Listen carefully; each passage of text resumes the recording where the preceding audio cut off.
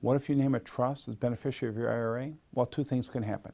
It can be the worst thing you ever did or the best thing you ever did. And how will you know? Unfortunately, you won't know until that time. But here's what it takes to make it the best thing. For a trust to be a beneficiary in an IRA, it must meet 4 different criteria set out by the tax code. But if you meet that criteria, then the trust is not looked at as a trust. It's looked at as your beneficiaries directly. But what's the advantage?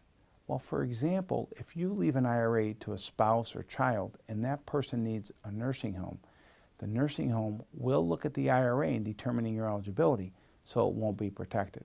But if you did it in a trust, it could be protected.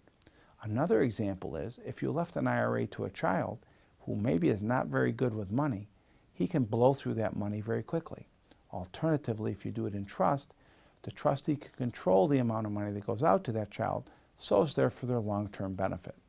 So using a trust as a beneficiary is a great tool, but it must be done properly. There's lots of rules and regulations around this. Your estate planning attorney has to be very adept at this.